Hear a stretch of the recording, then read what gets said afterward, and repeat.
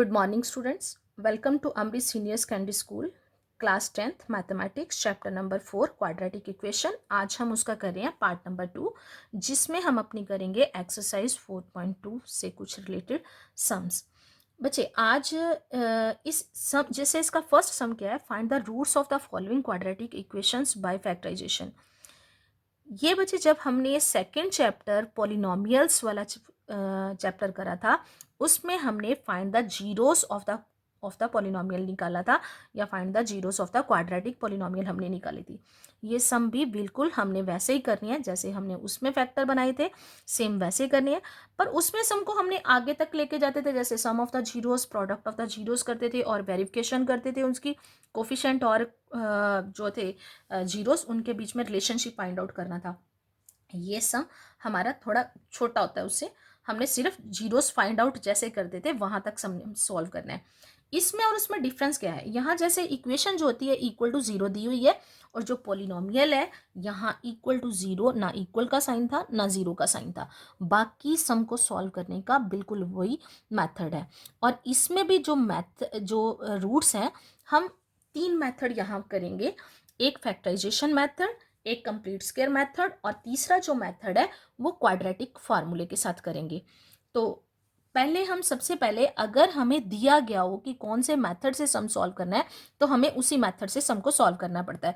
जैसे यहाँ लिखा हुआ है कि find the roots of the following quadratic equation by factorization, तो मुझे फैक्टराइजेशन से ही सम को निकालना पड़ेगा।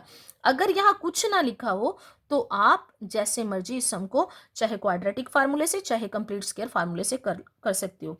पर अभी इस एक्सरसाइज में हम यहाँ से स्टार्ट करेंगे, और अभी आपके लिए जो कंप्लीट स्क्वायर मेथड है वो भी बिल्कुल नई चीज आएगी, और क्वाड्रेटिक फार्मूला भी बिल्कुल नई चीज है। अभी हम ये पिछली क्लासेस वाले जो फॉर्मूले हैं उनके अकॉर्डिंग ही अपने सम को निकाल रहे हैं। मेरे पास फर्स्ट स्टेटमेंट क्या है, √2x² plus 7x plus 5 √2 equal to 0। अब आपको पता ही है कि आपने जो फैक्टर बनाने हैं वो कैसे बनाने होते हैं। सबसे पहले फर्स्ट टर्म को लास्ट से, मतलब ए और सी को मल्टीप्लाई करते हैं। जैसे यहाँ मेरे पास अगर मैंने ए सी को मल्टीप्लाई करा, तो ए की जगह पे क्या है मेरे पास, यहाँ मैंने सी वाला पहले लिख लिया, ए की जगह पे क्या है √2, और मेरे पास सी की जगह पे क्या है 5 √2। इनको आगे पीछे लिख सकते हैं क्योंकि मल्टीप्लाई करके हमारा अब जिस मर्जी टर्म को आगे ले आओ वो ही आना है। 5 अकेला है तो √2 को √2 के साथ करेंगे तो √2 का स्क्वायर बन जाता है, और स्क्वायर से स्क्वायर रूट हमेशा कट जाता है, तो वो ये क्या बन जाएगा, अकेला 2। 5 को 2 के साथ मल्टीप्लाई करोगे तो क्या है 10। और मिडल टर्म को स्प्लिट करना, हमने इसको फैक्टराइजेशन जो मेथड होता है इसमें बोलते हैं हम मिडल टर्म को स्प्लिट करना, और उसकी जगह पे क्या है मेरे पास 7x। अब मैंने 7x के दो पार्ट ऐसे करने हैं कि दो नंबर ढूंढने हैं जिनको प्लस या माइनस करूं तो मेरे पास क्या है 7, और मल्टीप्लाई करूं तो मेरे पास क्या है 10। अब नंबर ढूंढते हैं। अब अगर मैं 7 के जैसे आपने बनाने क्या होते हैं, जो ए सी को मल्टीप्लाई करके जो आंसर आता है, जैसे मेरे पास 10 आया उसके फैक्टर बनाने होते हैं, वहीं से हमें नंबर मिल जाते हैं। जैसे 2 और 5, 5 और 2 को प्लस करोगे तो 7, 5 और 2 को मल्टीप्लाई करोगे तो 10। आपको ये साइन का भी ध्यान रखना होता है, आपको प्लस का 10 और प्लस का 7 चाहिए, तो मतलब 5 + 2 = 7 और 5 × 2 = 10। इसका मतलब जो आपने नंबर ढूंढे उन दोनों के साथ प्लस का साइन आएगा। तो अब मैंने 7x की जगह पे 7x ना लिख के उसकी जगह पे क्या लिख दिया 2x + 5x। फर्स्ट टर्म वही है 2x² प्लस इसकी जगह पे 2x + 5x, और साथ में लास्ट वाली टर्म एज इट इज ही रहती है इक्वल टू 0। अब दो दो टर्म्स को हम इकट्ठा करते हैं, हमेशा उनको इकट्ठा करके इनमें से कॉमन देखेंगे क्या निकलेगा। यहां जैसे मेरे पास √2x², एक तो x कॉमन आ रहा है, यहाँ x की पावर 2 है, यहाँ x की पावर 1, तो छोटी पावर बाहर आएगी मतलब 1 आएगा। अब √2 और 2 में से क्या कॉमन निकलेगा, √2 का मतलब क्या होता है 2 की पावर 1/2, और 2 का मतलब क्या होता है 2 की पावर 1। मतलब इनमें से छोटी पावर कौन सी है 2 की पावर 1/2। तो इसका मतलब मैंने क्या यहाँ निकालना है √2 बाहर निकाल दिया। यहां से √2 बाहर आ गया, x बाहर आ गया, तो अकेला x बच गया प्लस का साइन, और यहाँ ये पूरा 2 है उसमें से ये मान के चलो, ऐसे सिंपल अगर मैं बोलूं कि मैंने हाफ 2 को बाहर निकाल दिया तो अंदर क्या बचेगा, जैसे आप 2 की पावर 1/2 और 2 की पावर 1/2 को बाहर निकालोगे तो क्या आ जाएगा, 2 की पावर 2 इंटू 1/2, 2 की पावर 1 ही बचता है। मतलब अगर आपने पूरे 2 में से हाफ 2 को बाहर निकाल लिया तो आपके पास क्या बचेगा, हाफ x ऑलरेडी बाहर है। और इन दोनों में क्या कॉमन है, 5, आपने 5 को बाहर लगा लिया। यहाँ क्या आ गया, x प्लस, और यहाँ क्या बच गया, √2 इक्वल टू 0। अब दोनों में ये फैक्टर फिर से कॉमन है, इसको निकाल लिया, x प्लस √2, बाकी क्या बचा, √2x प्लस 5 इक्वल टू 0। अब जैसे वहां जो पोलिनोमियल वाला चैप्टर था, वहां हम इक्वल टू जीरो नहीं करते थे। यहां तक फैक्टर बनाने के बाद जब हमने जीरोस फाइंड आउट करनी थी, यहां उसको जीरो के इक्वल कर ली, पर यहां ऑलरेडी जीरो के इक्वल दी होती है। बस दोनों फैक्टर को अलग अलग करके जीरो के इक्वल कर देना है। x plus √2 equal to 0। और यहाँ आपके पास जो x है वो √2 जो है वो प्लस का है, दूसरी साइड जाके क्या हो जाएगा, माइनस। और दूसरी तरफ देखो, √2x प्लस 5 इक्वल टू क्या है, 0। तो √2x इक्वल टू 5 प्लस का था, दूसरी साइड जाके माइनस का। x की वैल्यू निकालनी है तो x इक्वल टू ये -5, ये √2 मल्टीप्लाई हो रहा था तो नीचे आके क्या हो गया आपके पास, डिवाइड। तो ये क्या आ गया इसका आंसर। तो आपने क्या पता करना था, x का रूट। x के रूट का मतलब क्या होता है, x की वैल्यूज निकालनी है। अब जैसे जब क्वाड्रेटिक है, क्वाड्रेटिक का मतलब है उसकी हाईएस्ट पावर है 2, तो इसका मतलब जो क्वाड्रेटिक इक्वेशन होती है उसके हमेशा 2 रूट्स निकलेंगे। जिसकी पावर 2 होगी उसके 2 रूट निकलेंगे, जिसकी पावर 3 होगी उसके 3 निकलते हैं रूट। तो यहाँ अब आपके पास x की वैल्यू क्या आ गई, x इक्वल टू -√2 कॉमा -5/√2। ऐसे ही मैंने एक और सम ले लिया, ये आपकी एक्सरसाइज के सम है। जो मैं आपको सॉल्व करने के लिए होमवर्क के लिए दूंगी वो मैं अपनी तरफ से आपको सम दूंगी। जैसे सेकंड सम की स्टेटमेंट मैंने सेकंड पार्ट की क्या ले ली, 2x² - x plus 1/8 equal to 0। पहले क्या करेंगे, हम इसको सिंप्लीफाई करेंगे, एक सिंपल इक्वेशन बनाएंगे। क्योंकि ये ओवर में है, मैं ओवर वाला जो है इसका पार्ट वो खत्म कर दूंगी। एलसीएम लूंगी, क्या आ गया 8, तो यहाँ इसका बटा भी क्या आ गया 1, यहाँ भी क्या आ गया 1, तो यहाँ 8 2 का 16, 8 को x के साथ करेंगे 8x प्लस 1, तो ये सारे का ओवर नीचे क्या आ गया 8। तो 8 0 के साथ मल्टीप्लाई होगा तो क्या बन जाएगा 0। अब आपके पास इक्वेशन क्या बच गई, 16x² - 8x plus 1 equal to 0। वैसे ही अब b की जगह पे आपके पास क्या है, मैंने आपको क्वाड्रेटिक की स्टैंडर्ड फॉर्म पिछली में बताई थी, पिछली वीडियो में मैंने स्टैंडर्ड फॉर्म बताई थी। x² का कोफिशिएंट a, x का कोफिशिएंट b और कांस्टेंट टर्म को c बोलते हैं। अब b की जगह पे क्या है आपके पास -8, और ac क्या है 16 इंटू 1 कितना आ गया 16।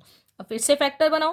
फैक्टर कैसे बनाने हैं, दो नंबर प्लस माइनस करो तो -8 मल्टीप्लाई करो तो 16, नंबर -4 कितना हो जाता है -8, -4 को -4 के साथ मल्टीप्लाई करेंगे तो कितना आ जाएगा आपके पास, प्लस का 16। अब मैंने -8 की जगह पे क्या लिख लिया, 16x² - 4x इसको मिडल टर्म को स्प्लिट कर दिया। अब कितनी टर्म्स बन गई, 4, दो दो को इकट्ठे कर लेंगे। अब इसमें से क्या कॉमन निकलेगा, 4x कॉमन आ गया, अंदर क्या बचेगा 4x माइनस इसकी जगह पे 1, और यहां से मेरे को इस ब्रैकेट में और इसमें सेम नंबर चाहिए तो यहां से क्या निकलेगा -1, क्योंकि आपको 4x जो है वो प्लस का चाहिए तो इसके साथ क्या है माइनस का, तो इसका मतलब मुझे माइनस का साइन बाहर निकालना पड़ेगा। -1 निकाला तो अंदर वाले साइन चेंज, अब ये प्लस का हो गया, ये 1 प्लस का था तो ये माइनस का। अब दोनों में ये फैक्टर फिर से कॉमन आ गया 4x - 1, तो अब बचा क्या 4x और -1, दोनों फैक्टर सेम है, 4x - 1 इक्वल टू 0।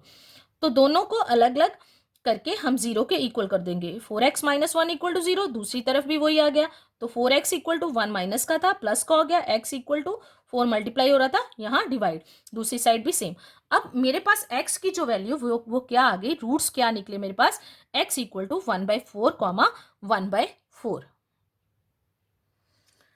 अब जैसे इस एक्सरसाइज का सेकंड सम है वो उन्होंने एग्जाम्पल को सॉल्व करने के लिए बोला है, वो मैं सम छोड़ रही हूँ क्योंकि वो एग्जाम्पल ऑलरेडी सॉल्व होती हैं पीछे, उनके बस आपने रूट्स निकालने हैं। मैंने उसका सम नंबर 3 ले लिया। वो क्या है मेरे पास, find two number whose sum is 27 and product is 182। ये स्टेटमेंट वाले सम है इस एक्सरसाइज में। आगे स्टेटमेंट वाले सम में मैं एक पार्ट आज आपको करवा रही हूँ, बाकी के स्टेटमेंट वाले सम आपको सॉल्व करने के लिए दूंगी। अगर कोई सम आपने सिर्फ ट्राई करना है, निकल जाता है तो ठीक है, नहीं तो हम अगली वीडियो में अपने स्टेटमेंट वाले सम ही कंटिन्यू करेंगे। जैसे यहाँ थर्ड सम जो है उसकी स्टेटमेंट क्या है मेरे पास, find two number whose sum is 27। दो नंबर आपको ढूंढने जिनका सम मतलब उनको प्लस करने के बाद उनका आंसर क्या आता है 27, एंड प्रोडक्ट इज, और उनका प्रोडक्ट उनको मल्टीप्लाई करने के बाद क्या आता है 182। ऐसे क्या करेंगे, अब हमने नंबर लेट करने, let the first number is x let कर लिया equal to x, sum of the numbers, आपके पास नंबर्स का सम क्या दिया हुआ है 27। अगर आपको एक नंबर पता हो और दूसरा उसके बाद उसका सम पता हो, तो दूसरा नंबर क्या आता है, उनके टोटल में से पहले नंबर को माइनस कर दो। जैसे मान लो आप दो स्टूडेंट्स हो, अब मान लो कि आप बोलते हो आप दोनों के पास मिला के 50 रुपीज है, मतलब आपके पास टोटल कितने पैसे हैं 50 रुपीज है, और एक फ्रेंड बोल रही है कि मेरे पास 15 रुपीज है, मतलब उसने अपनी अमाउंट बता दी है, तो दूसरी के पास कितने होंगे 50 - 15 मतलब 35। ऐसे ये सम होते हैं, आपने जो भी स्टेटमेंट वाले सम होते हैं वो प्रैक्टिकली अपने ऊपर लेके उसकी स्टेटमेंट को अपने दिमाग से सोचा करो, बहुत इजी हो जाते हैं। जैसे let the first number X, sum दिया हुआ है 27, तो सेकेंड नंबर क्या आ जाएगा कि जो टोटल दिया है उसमें से मैं फर्स्ट नंबर को माइनस कर दूं, तो 27 - एक्स आ गया। अब मेरे पास फर्स्ट नंबर भी है, सेकेंड नंबर भी है।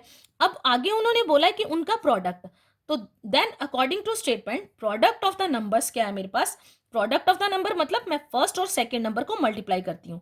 एक्स दूसरा नंबर क्या है 27 - एक्स इक्वल टू क्या आ गया 182, जो उन्होंने मेरे को दिया हुआ है। अब इसको सॉल्व करें, 27 को एक्स के साथ करा तो 27x, माइनस का साइन, एक्स को एक्स के साथ किया तो एक्स स्क्वायर इक्वल टू 182। अब सारी टर्म्स एक तरफ ले जाएंगे, एक्स स्क्वायर आगे आ गया, ये माइनस का था, 27 प्लस का था तो प्लस का, 182 इक्वल के साइन से दूसरी तरफ आ गया, तो ये इसका साइन सिर्फ चेंज हुआ, ये प्लस का था ये माइनस का इक्वल टू 0। अब फर्स्ट टर्म के साथ माइनस लग रहा है, मैं पूरी स्टेटमेंट में से माइनस को कॉमन निकाल रही हूँ, तो माइनस जब कॉमन निकाल रही हूँ तो माइनस कॉमन आ गया, तो अंदर वाले साइन जो है ब्रैकेट के सारे क्या हो जाएंगे, चेंज हो जाएंगे। ये एक्स माइनस का था प्लस का हो गया, 27x जो था वो प्लस का था माइनस का हो गया, ये माइनस का था ये प्लस का हो गया इक्वल टू 0, और माइनस का साइन जो है वो 0 के साथ दूसरी तरफ जाके डिवाइड हो जाएगा, खत्म हो जाएगा। अब मेरे पास स्टेटमेंट बची ये, अब मैंने इसके फैक्टर बना के नंबर ढूंढने हैं। अब मैंने दो नंबर्स ऐसे ढूंढने हैं जिनको प्लस या माइनस करूं तो मेरे पास क्या है 27, और मल्टीप्लाई करने के बाद यहां मेरे पास अब a की वैल्यू कितनी है 1 और c की वैल्यू कितनी है 182, तो ac कितना होना चाहिए 182 और b की वैल्यू क्या है 27। उसके लिए आपको नंबर ढूंढने का मेथड मैंने बता दिया कि 182 के फैक्टर बनाओ, जो नंबर मल्टीप्लाई करके आए इनके फैक्टर बनाओ और दूसरे नंबर अपने आप मिल जाएंगे। जैसे यहां मेरे को पता है नंबर कौन से आ गए मेरे पास, -14 और -13, -14 और -13 लोगे आप तो क्या आ जाएगा आपके पास माइनस का 27, -14 को -13 के साथ मल्टीप्लाई करोगे तो प्लस का 182। यहां से अपने साइन ध्यान से देखने हैं कि मैच कर रहे हैं कि नहीं कर रहे। अगर आपके साइन जो है वो मैच नहीं कर रहे तो आपको फिर से उस सम को देखना पड़ेगा कि आपने फैक्टर्स ठीक लिए या नहीं लिए।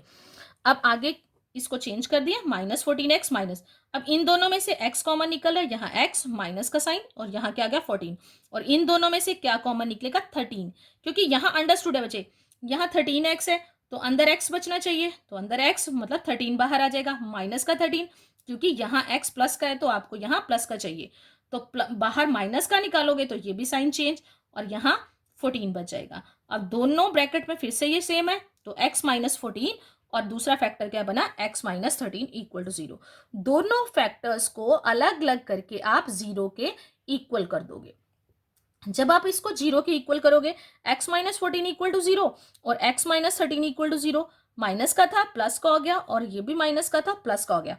अब आपने फर्स्ट नंबर को x माना है, ये दोनों वैल्यूज जो हैं वो फर्स्ट नंबर की हैं, अभी आपका सेकंड नंबर नहीं निकला। आपने इसके बाद इस सम को कैसे करना है, आप यहां लिखोगे therefore if the first number, कि अगर इन दोनों नंबर्स में से फर्स्ट नंबर जो है वो आप 14 लेते हो, there if the first number x equal to 14, तो सेकंड नंबर क्या हो जाएगा 27 में से माइनस करके 27 माइनस x इक्वल टू, तो क्या आ जाएगा 27 माइनस अभी आपने 14 लिया था तो क्या आ गया दूसरा नंबर 13। और अगर आप फर्स्ट नंबर 13 मान रहे हो, if the first number x is 13, therefore the second number 27 minus x equal to 27 minus 13 equal to 14। ये पार्ट आपने जरूर करना होता है क्योंकि ये दोनों x की वैल्यू है और x क्या था, फर्स्ट नंबर। इसलिए सम की स्टेटमेंट पढ़ के कहां तक आपने कैसे सम को सॉल्व करना है उसको ध्यान से जरूर देखना है। ये बच्चे मैंने कुछ सम्स जो हैं वो अपनी तरफ से दिए हैं। Find the roots of the following quadratic equation by factorization. ये बच्चे हमने ये जो सम लिए हैं ये ऐसे समय या कभी ना कभी बोर्ड के एग्जाम में आए हुए हैं, इसलिए हम कुछ सम अपनी तरफ से इसलिए देते हैं ताकि आपको फैक्टराइजेशन मेथड जो है उसका पूरी तरह से पता चल सके। क्वाड्रेटिक इक्वेशन के फैक्टर बनाने हैं, रूट्स पता करने हैं, तो कैसे पता करें, सिर्फ यही मेथड लगना है ताकि आपके लिए मैथ जो है वो ईजी आ जाए, ईजी हो जाए आपके लिए। और ये मैंने साथ में उनके आंसर्स भी दे दिए। इसके साथ ही मैं आपको बुक का भी, आपकी एक्सरसाइज का होमवर्क भी कंप्लीट करने के लिए दे रही हूँ। वो वाला होमवर्क बच्चे मैंने अपनी तरफ से कुछ फर्स्ट सम जैसा है आपकी एक्सरसाइज में, उसके जैसे मैंने कुछ सम दिए हैं वैसे ही हैं। आपने जैसे ये मैंने आपको बताया वैसे ही सॉल्व करने हैं। इनमें से मैंने 2 पार्ट करवा दिए हैं, बाकी के पार्ट आपने खुद से कंप्लीट करने हैं। इसका थर्ड सम जो मैंने करवा दिया है, सेकंड सम आप छोड़ दो, वो नहीं करना। फोर्थ, फिफ्थ और सिक्स सम जो है, फोर्थ जो सम है उसका साथ का सम जो है हमने पिछली वीडियो में करा था और पिछली एक्सरसाइज में पिछली वीडियो में करा था। उसमें हमने सिर्फ उसकी रिप्रेजेंट करी थी, इक्वेशन रिप्रेजेंट करनी मैंने आपको बता दी है। अब जब बोला और रूट्स फाइंड आउट करने, तो रूट्स फाइंड आउट करने जो है वो आपने फैक्टराइजेशन मेथड से करनी है। और जो फिफ्थ और सिक्स सम है वो आपने ट्राई करना है। अगर आपसे वो सम निकलते हैं तो ठीक है, नहीं तो नेक्स्ट वीडियो में मैं इन्हीं सम्स को कंटिन्यू करूंगी। ये आपकी एक्सरसाइज 4.2 के आंसर्स है। ये सारा होमवर्क आपने अपनी फेयर कॉपीज पे करके अपनी फेयर कॉपीज को मेंटेन करना है।